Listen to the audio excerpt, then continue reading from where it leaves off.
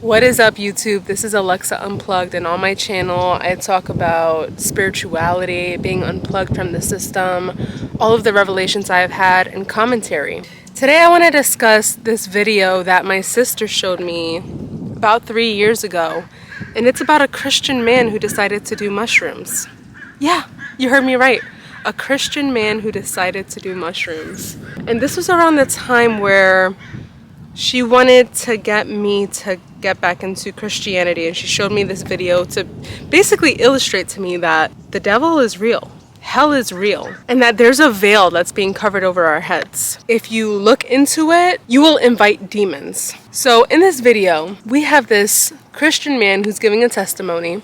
15-year journey of drug addiction, mental illness, going in and out of jails and rehabs and psych wards even.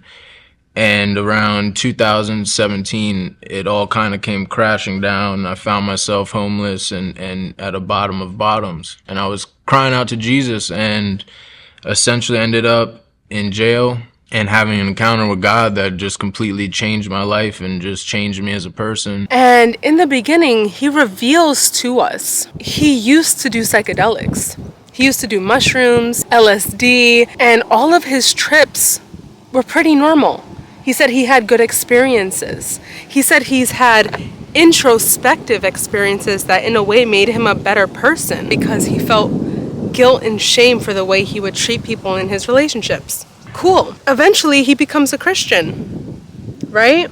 And he tells us this. So now he's telling us that because he has this spiritual insight, that when he goes on this mushroom trip, he wants for spirits to reveal themselves to him because he has Christ on his side now. This is the biggest point I want to make for this video. Your perception is your reality. Your perception rules your reality. If you believe something to be true, it's gonna be in your reality. I wanted to know why I believed what I believe. You add psychedelics to the mix, it's going to enhance your hallucinations. It's going to enhance your reality, what you see, because it's all in here. And I start feeling this. There's like a little anxiety you start to get when you take mushrooms. Like you start feeling them kind of, it's like anxious before you get into it. And I start feeling that. I got to get off this tree. Thank you for letting me sit on you.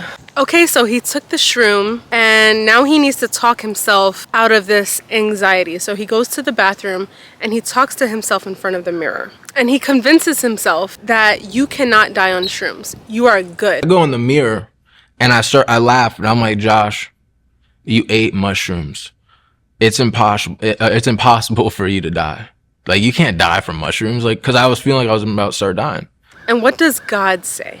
Well, as soon as I said that, in all my pride and arrogance saying that, I turned around and I heard God say, who says I can't stop your heart whenever I want? And it was like, boom.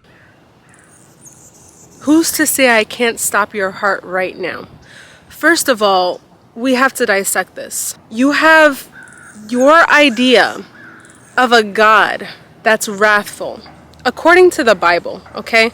This is what the Bible teaches, especially in the Old Testament. We see a God who takes out his wrath on people, even his people, the Israelites, when they do not obey, when they do not comply, which totally contradicts unconditional love. A good example of this would be the story of Job. God and the devil make a deal because God wants to prove to the devil that Job is loyal to him. So what does he have the devil do? He allows the devil to play with Job's life. And this involves not just playing around with his life, but causing illness and disease to his family, murdering his family, all for the sake of proving to the devil that Job is loyal to me. This is the kind of God that is in this guy's subconscious. You have to remember, when you believe something, it stays in your subconscious mind. All of a sudden, it was like the evil just filled the room. I started praying. I instantly knew, we're an hour into this thing, and I instantly knew this thing just started. Like this party just started, and I made a huge mistake. Instantly knew, like, oh my gosh. And then you experience things, you can say on a spiritual level, through the subconscious mind. And I have a great example of this. I had a family member think that me and my partner were talking behind her back, and for some reason she thought that we were being disingenuous to her and that we had a problem with her. Mind you, me and my partner were fine. We weren't really talking behind her back. It was just like, we're fine, we're good. Like, but now she's in Christianity, and I'm not saying all Christians think like this, okay?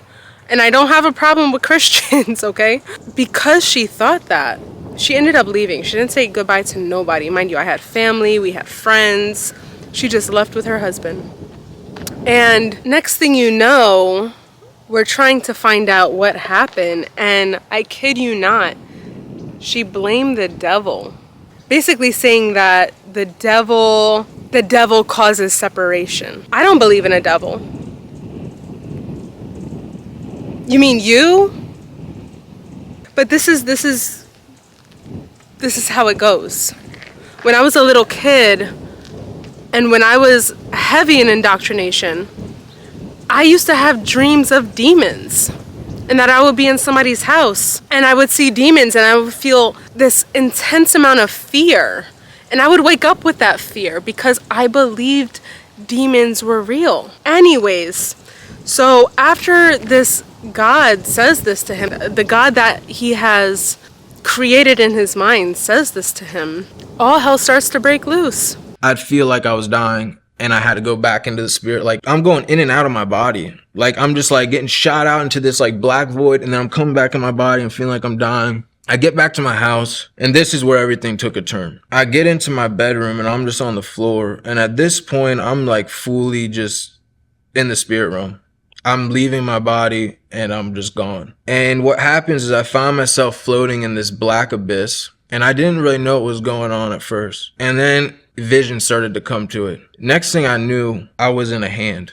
I'm telling my wife, because she keeps trying to have a conversation, like, what's going on? Talk to me. And I'm like, you don't understand. Like, I can't be in here right now. I have to go back. Like, I couldn't be in the world, like in my flesh. I told my wife, I'm like, you don't understand what's happening right now. Just intercede for me, please. Like, I'm trying to explain what's happening, but I can't talk. I couldn't breathe. Mind you, let's keep in mind, he did not say that prior to him being a Christian, he had a bad trip experience with psychedelics. In fact, he said his experiences were fine. Why is it that when he turned to Christianity, all of a sudden, this starts to happen? Because of his belief system. Am I making any sense? I hope I am. If you know anything about psychedelics, then you've probably heard people say, don't take mushrooms if you're not in a good mood, or don't take mushrooms if you have anxiety or your mind is worrying about things. Why? Because psychedelics amplify what is going on in the subconscious mind. It's your world. You ever hear people say, it's your world, I'm just living in it? That's exactly what's happening. I've had conversations, I'm not gonna say with who, but with people saying, what is reality? I've had one person say, well, there's objective reality and there's what happens in your mind. And I'm like, yeah, okay. People experience different things. Yes, we have trees. I can see it, you can see it. Maybe my perception of the color of the tree is completely different. Maybe my experience of the tree is different. Oh, it smells like this. And while you're telling me, oh, it smells like that. There's so many things that go into this. So like when it comes to, you know, different realities playing out, sure, we can see the same things in physical reality. But your experience of this physical world is going to be uniquely different than to somebody else. So him talking about his mushroom experience, this is his subjective experience. Because when we say subjective, keep in mind the word sub, underneath, hidden, subconscious, underneath, hidden. This is his subjective, subconscious experience. You know, little mistake. This was like, I was aware immediately, you just made a huge error and you're in big trouble. Like, that was how I knew in the spirit. I just opened the door and legally gave this rights to happen right now. I agreed with this. Like, it wasn't getting better. I'm just fighting. Then all of a sudden I said, I need to be here for my family.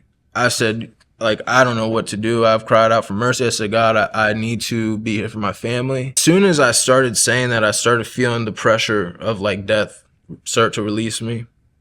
And at that moment, a cloud of witnesses came around me, like 6 or 7 like saints, angels, like came around me and they started praying for me.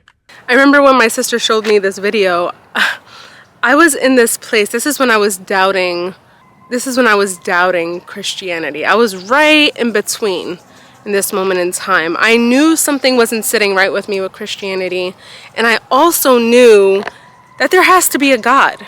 So I was right in between this place, and she got me at a very vulnerable point, because as I was watching this video with her, I remember feeling fear. I remember feeling like, wow, yeah, hell is real. He experienced it on his trip. And ever since I left Christianity, now that my perception is expanding, which naturally happens, now I can look back on these experiences and scenarios and see what's really going on. No, I'm not scared of this. I can see clear as day that this is all from his head. Not only that, in the comment section, you have a bunch of people relating to his experience saying, oh yeah, I used to be a drug addict. I did this, I did that. And they're all just like commending him for 1, sharing the gospel, and 2, sharing his experience. And as I'm reading these comments, I see one common factor.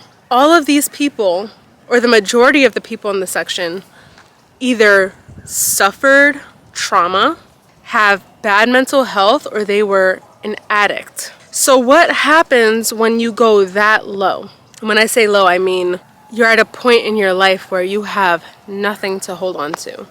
You're at a point in your life where your fears have consumed you, and you live in anxiety and panic disorder and depression, and you turn to drugs looking for a safe outlet. What happens naturally? You look to be saved. You look for a savior. When people convert to Christianity or any religion, they are looking to be saved. And it's easy to get somebody vulnerable. Very easy, because you have the solution for them. Especially in Christianity, the solution is believe that Jesus is real, and you will be saved. And you will live eternally in heaven. How awesome does that sound to somebody who has never dabbled in Christianity before? It sounds amazing. But since I've woken up from Christianity and I have a broader perspective on life, how things work, what is heaven, what is hell, I can now confidently say through experiences that heaven and hell are here right now. And if I have Christians watching this, I know you're not going to agree. I don't expect any Christian to agree with me. You want to know why? Because you have your mind made up. When I was a Christian, there was nobody that can tell me anything that was different or went against my beliefs that I would accept to be true. Absolutely not. You couldn't tell me Jesus never existed. You couldn't tell me there wasn't a heaven or a hell. The whole purpose of indoctrination is to brainwash the mind. I know that sounds very harsh. I know that sounds, I'm brainwashed, I'm in a cult. No offense. I don't mean any offense. Here's what I think. If it gives you peace, if it makes you a better human being, if you're not interfering in other people's lives, if you're not telling people what to do, if you're not feeling this over intense emotion to save people because you fear they're going to hell, cool. As long as you're living your life, I don't have an issue with that. What I have an issue with is indoctrinating people with fear, recruiting people with fear. When I was a little girl living in the Bronx, me and my church used to walk the streets, and we would have these pamphlets that said, if you die today, are you going to heaven or hell? Yikes. You mean we're handing this out to a stranger? That's me as a kid having that thought, like, why can't we say something else? Like, why we gotta say, if you die tonight, are you going to heaven or hell? Like, talk about getting straight to the point. Anyways, I just wanted to make this video because I I feel like there are people that are in between questioning their faith. If that's you, if you're deconstructing from your religion, then this video is for you. It's not for people who are already in religion and need convincing. I'm not trying to convince you of anything. I'm not trying to convince you of shit. I'm sharing my experience in hopes that for anybody who does feel lost, you have a community here on my page. I've been gone for a long time. And let me tell you, the period, I think my last video was about how I manifested an RV. And it's actually a pretty cool video if you want to check it out.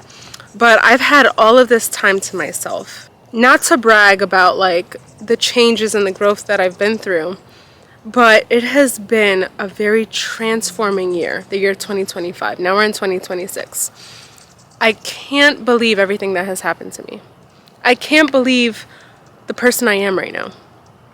I feel like I'm in a completely different reality. It's crazy. But I would like to continue making videos. I would like to continue doing that. I just wanted to share this video, share my thoughts. If you guys have any thoughts, feel free to comment. Keep it respectful. Keep it respectful. That's all I ask. And I will catch you guys in the next video.